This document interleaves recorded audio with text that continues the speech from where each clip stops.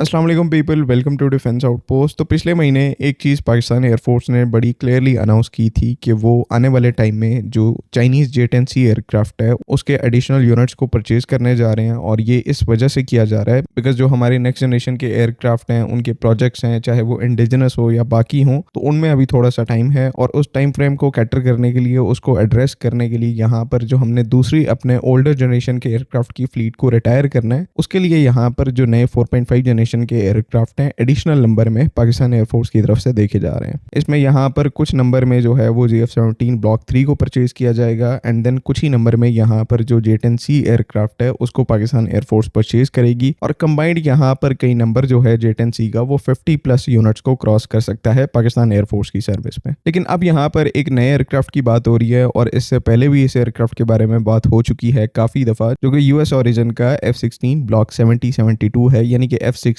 का latest block है। क्योंकि ये ईरान और यूएस वॉर के बाद से पाकिस्तान और यूएस के दरमियान जो स्ट्रेटेजिक और डिप्लोमेटिक रिलेशंस हैं वो काफी ज्यादा अच्छे हो गए हैं। और इवन आप यहाँ पर कह सकते हैं कि हिस्ट्री में भी इतने ज्यादा अच्छे रिलेशंस जो हैं वो कभी नहीं हुए जब एक यूएस प्रेसिडेंट जो है वो आपकी कंट्री का नाम लेते हुए नहीं थकता। हर स्पीच में, हर कॉन्फ्रेंस में वो जो है पाकिस्तान को मेंशन करता है और पाकिस्तान के साथ उनके जो रिलेशंस हैं उनको मेंशन करता है। तो ये बड़ी एक इंटरेस्टिंग पोजीशन है यूएस और पाकिस्तान के रिलेशंस जहां पर इस टाइम के ऊपर खड़े हैं। और इसी वजह से एक डायरेक्शन यहाँ पर ये निकल के आ रही है कि यूएस की तरफ से जो अपने F-16 एयरक्राफ्ट के नए ब्लॉक्स हैं और साथ ही साथ बाकी जो मिलिट्री इक्विपमेंट है जो कि प्रीवियसली हमें ऑफर नहीं किया जा रहा था, हमें डिनाई कर दिया गया था, या फिर हम अपने जो फाइनेंशियल इश्यूज हैं उनकी वजह से अक्वायर नहीं कर पा रहे थे। और स्पेशली यहाँ पर जो F-16 ब्लॉक 70-72 एयरक्राफ्ट है, क्योंकि हम यहाँ पर पहले से जो F-16 एयरक्राफ्ट की एक स्केलेबल फ्लीट को ऑपरेट करते हैं, उस एयरक्राफ्ट का जो इकोसिस्टम है पाकिस्तान के अंदर है। एंड सब्सिक्वेंटली क्योंकि हमें इस टाइम के ऊपर नए 4.5 जनरेशन के एयरक्राफ्ट की जरूरत है, तो जो F-16 ब्लॉक 70-72 है उसको भी पॉसिबल ऑप्शन के तौर पर देखा जा रहा है। और JF-17 ब्लॉक 3 को साइड पर रखकर, क्योंकि वो तो एडिशनल आने हैं, वो आपका अपना एयरक्राफ्ट है, तो इस एयरक्राफ्ट को साइड पे रखकर अब जो दो कंपेटिटर्स हैं पाकिस्तान एयरफोर्स के लिए एडिशनल 4.5 जनरेशन एयरक्राफ्ट के लिए, वो चाइनीज J-10C है और अमेरिका का जो F-16 ब्लॉक 70-72 है। ऑलरेडी पाकिस्तान एयरफोर्स यहाँ पर J-10C एयरक्राफ्ट को पिक कर चुकी है, लेकिन एडिशनल ब्लॉक 70-72 जो F-16 एयरक्राफ्ट है उनको भी देखा जा रहा है कि अगर ये एयरक्राफ्ट भी आकर एडिशनली पाकिस्तान एयरफोर्स में फिट हो सकते हैं या नहीं। अब F-16 एयरक्राफ्ट के बारे में तकरीबन हर बंदे को पता है कि ये दुनिया का one of the most successful aircraft है, बहुत ही ज्यादा प्रूवन डिजाइन है। और अब इसका जो यहाँ पर ब्लॉक 70-72 वेरिएंट है उसमें कुछ काफी एक्सेप्शनल जो कैपेबिलिटी अपग्रेड्स हैं, जहां पर APG-83 जैसा एक हाईली एडवांस्ड AESA रडार है, उसके बाद 180 किलोमीटर्स की AIM-120 D3 मिसाइल है। और एक और जो काफी इंपॉर्टेंट अपग्रेड है वो इसकी ओवरऑल एयरफ्रेम लाइफ है, जिसको 6000 घंटे से बढ़ाकर 12000 घंटे कर दिया गया है। यानी कि ये F-16 ब्लॉक 70-72 एयरक्राफ्ट अगले 40 साल तक अपनी सर्विसेज को परफॉर्म कर सकता है, बहुत ही ज्यादा मिनिमल सस्टेनमेंट के साथ। इसके अलावा auto ground collision avoidance system जैसी एडवांस टेक्नोलॉजीज, उसके बाद इसका जो कॉकपिट अपग्रेड है जहां पर नई मल्टीफंक्शनल डिस्प्लेस को लगाया गया है, तो ये सब कुछ मिलकर इस F-16 एयरक्राफ्ट को एक बहुत ही ज्यादा कैपेबल और पोटेंट 4.5 जनरेशन का एयरक्राफ्ट बनाती हैं। लेकिन इसी के साथ साथ बाहर से देखने में एक पोटेंशियल ड्रॉबैक क्या है, एक डिसएडवांटेज क्या है कि ये एक बहुत ही ज्यादा कॉस्टली एयरक्राफ्ट है। अगर कोई नई कंट्री जिसका पहले कोई F-16 ऑपरेट करने का एक्सपीरियंस नहीं है, तो उनके लिए ये जो नया F-16 ब्लॉक 70-72 एयरक्राफ्ट है ये $250 मिलियन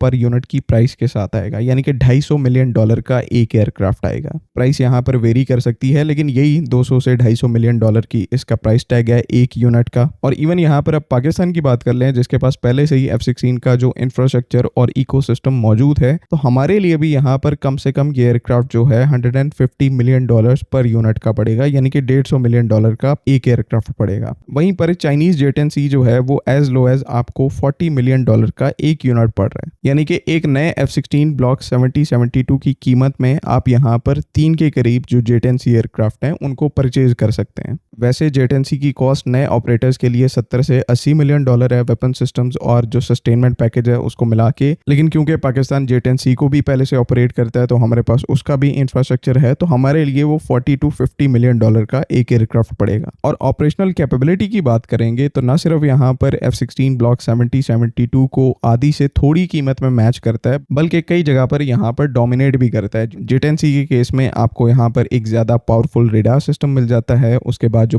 CL-15 है, कैपेबिलिटी में AIM-120D मिसाइल से ज़्यादा सुपीरियर है। तो बाकी कैपेबिलिटीज़ में बेशक J-10C एयरक्राफ्ट जो है F-16 को मैच करता है, लेकिन जो कोर कैपेबिलिटीज़ हैं AESA रडार वाली, BVR मिसाइल वाली, उनमें यहाँ पर ये ब्लॉक 70-72 को भी आउट परफॉर्म और आउट मैच करता है। और मतलब यहीं पर बात नहीं रुकती, J-10C के साथ आपको और भी बहुत सारे एडवांटेजेस हैं। आपकी जो लोकल किल चेन है पाकिस्तान एयरफोर्स की, एक नेट सेंट्रिक एनवायरनमेंट है। J-10C एयरक्राफ्ट जो है उस एनवायरनमेंट के अंदर ज़्यादा कंपैटिबल एयरक्राफ्ट है, ज़्यादा लेवरेज प्रोवाइड करता है। वहीं पर ब्लॉक 70-72 एयरक्राफ्ट के साथ आपको किल चेन के अंदर भी लिमिटेशन देखने को मिलती है। आप अलहदा से इस एयरक्राफ्ट को लिंक 16 के ऊपर SAP 2000 के थ्रू ऑपरेट कर सकते हैं, लेकिन जो आपका एक कोर इकोसिस्टम है जहां पर सारे प्लेटफॉर्म्स कंबाइन होते हैं, उस इकोसिस्टम में आप ब्लॉक 70-72 या फिर F-16 एयरक्राफ्ट को शामिल नहीं कर सकते। तो पाकिस्तान एयरफोर्स जिस तरह से फ्यूचर में स्टेप इन कर रही है, J-10C एयरक्राफ्ट से बेस्ट इस टाइम के ऊपर उनके लिए कोई एयरक्राफ्ट नहीं है अगर उनको एडिशनल 4.5 जनरेशन के जो एयरक्राफ्ट हैं उनको परचेज करना है। सिर्फ एक केस में यहाँ पर F-16 ब्लॉक 70-72 के चांसेस हैं, अगर अमेरिका की तरफ से जो ट्रंप एडमिनिस्ट्रेशन है वो इन एयरक्राफ्ट को लेकर यानी कि F-16 ब्लॉक 70-72 को लेकर फाइनेंशियल असिस्टेंस जो है वो पाकिस्तान को प्रोवाइड करती है। जिस तरह से उन्होंने जो AH-1Z वाइपर हेलीकॉप्टर्स की डील है उसके अंदर फाइनेंशियल इंसेंटिव प्रोवाइड किया था, उन हेलीकॉप्टर्स की जो कॉस्ट है उसको यूएस गवर्नमेंट ने पे किया था। तो अगर ऐसा कोई एग्रीमेंट F-16 ब्लॉक 70-72 के केस में यूएस के साथ सक्सेसफुली हो जाता है, तभी इन एयरक्राफ्ट को हम पाकिस्तान एयरफोर्स की सर्विस में देख सकते हैं। नहीं तो अपने तौर पर पाकिस्तान एयरफोर्स के पास बहुत ही ज़्यादा लिमिटेड बजट है और इतने बजट में बाकी इतने सारे प्रोजेक्ट्स चल रहे हैं जो कि क्रूशल प्रोजेक्ट्स हैं, नेक्स्ट जनरेशन के प्रोजेक्ट्स हैं, तो उनके ऊपर फोकस करना ज़्यादा ज़रूरी है बजाय कि हम F-16 एयरक्राफ्ट की फ्लीट को अपग्रेड करें और ऐसे जो कॉस्टली नए ब्लॉक के एयरक्राफ्ट हैं उनको अक्वायर करें। अगर बहुत ज़रूरी है यहाँ पर F-16 एयरक्राफ्ट को अपग्रेड करना कि चलो हमने अपने पुराने एयरक्राफ्ट को रिटायर करना है, तो इससे यहाँ पर बहुत बेस्ट है कि अगर ट्रंप एडमिनिस्ट्रेशन जो है वो नए F-16 की सूरत में पाकिस्तान को सपोर्ट नहीं करती, तो कम से कम तुर्की की जो F-16 एयरक्राफ्ट के लिए ऑस्गुर अपग्रेड है उसको ऑप्ट कर लिया जाए यूएस की परमिशन के साथ, क्योंकि ऑस्गुर प्रोजेक्ट जो है वो कई मामलों में जो F-16 ब्लॉक 70-72 की अपग्रेड है उसको मैच करता है। पूरे तरीके से वो उतनी कैपेबल अपग्रेड नहीं है, लेकिन जब आप कॉस्ट को देखेंगे तो वो ब्लॉक 70 की अपग्रेड से बहुत ज़्यादा कम है। और ऑस्गुर का यहाँ पर एक और एडेड एडवांटेज क्या है कि क्योंकि तुर्की के साथ मिलकर पाकिस्तान इस टाइम के ऊपर जो नई BVR मिसाइल्स हैं उनको डेवलप कर रहा है और तुर्की ने उन्हीं मिसाइल्स को अपने जो F-16 एयरक्राफ्ट हैं उनके साथ इंटीग्रेट करना है, तो सेम यही सिनेरियो जो है वो हम अपने F-16 के साथ कर देते हैं, यानी कि जो नई BVR air to air missiles हम तुर्की के साथ कोलैबोरेशन में बना रहे हैं ऑस्गुर अपग्रेड के थ्रू इंटीग्रेट कर सकते हैं। तो कहीं ना कहीं बेस्ट अप्रोच यहाँ पर यही है कि जो हमारे डिप्लोमेटिक और स्ट्रेटेजिक रिलेशंस यूएस के साथ अच्छे हुए हैं उनको लेवरेज करके हम यूएस से जो F-16 एयरक्राफ्ट हैं उनको ऑस्गुर अपग्रेड देने की परमिशन ले लें, ताकि नए F-16 एयरक्राफ्ट की जो कॉस्ट है उनको भी बेयर ना करना पड़े,